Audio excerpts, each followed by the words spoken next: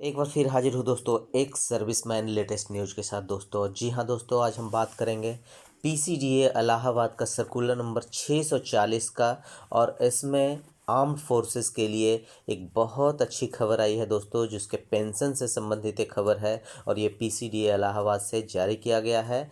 और इसके बारे में हम विस्तार से बताएंगे आपको कि क्या है इस सर्कुलर के थ्रू जो पीसीडीए इलाहाबाद ने कन्वे किया है तीनों सेनाओं के अध्यक्ष को। ये एक लेटर के बारे में भी मैं आपको इसमें बताऊंगा कि जो government of India ministry of defence department of ex serviceman welfare से 16 जुलाई 2020 को जारी किया गया है। तो आप हमारे साथ बने रहें दोस्तों।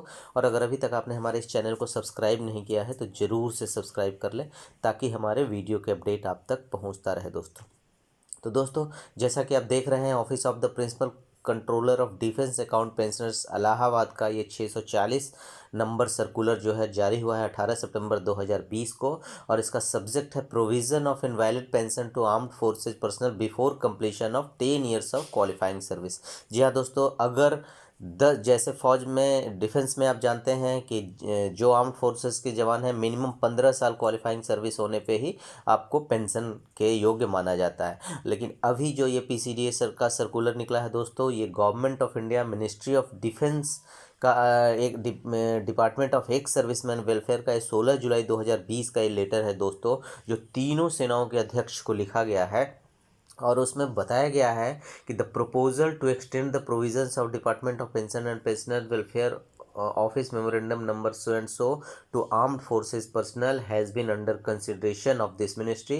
The undersigned is directed to state that invalid pension would henceforth also be admissible to armed forces personnel with less than 10 years of qualifying service in cases where personals are invalidated out of service on account of any bodily or mental infirmity which is neither attributable or nor aggravated by military service and which permanently incapacitates them from military service as well as civil reemployment। जी हाँ दोस्तों, अब अगर किसी जवान की service अगर 10 साल से भी कम है और किसी कारणवश अगर वह फौज से बाहर निकल जाता है, इनवैलिड आउट हो जाता है, उसकी बॉडी की क्षमता जो है वो कहीं भी काम करने लायक नहीं होती है, तो ऐसे लोग भी पेंशन के हकदार होंगे और उनको भी डिसेबिलिटी पेंशन दिया जाएगा दोस्तों।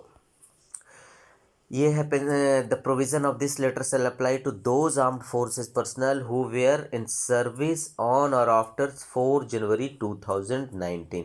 The cases in respect of personnel who were invalidated out from service before 4 January 2019 will not be reopened। जी हाँ दोस्तों, ये उनके लिए एप्लीकेबल होगा जो 4 जनवरी 2019 को सर्विस में थे या हैं। 4 जनवरी से पहले अगर इनवैलिड आउट हुए हैं तो उनको इस रूल के अंदर नहीं रखा गया है, उनको पेंशन नहीं मिलेगा दोस्तों। All other terms and condition shall remain unchanged. तो इसी लेटर को government of India ministry of defence department of ex serviceman welfare के लेटर को 640 नंबर के सर्कुलर में पीसीडीए इलाहाबाद ने जारी किया है। और उसमें लिखा है उसने कि the provision of this circular shall apply to those armed forces personnel who are in service on or after 4 January 2019।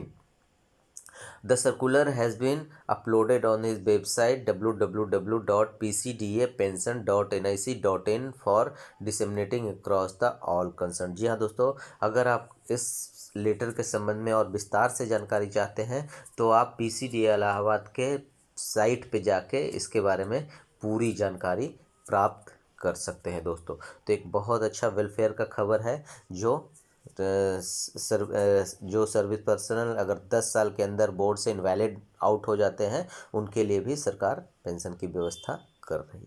धन्यवाद।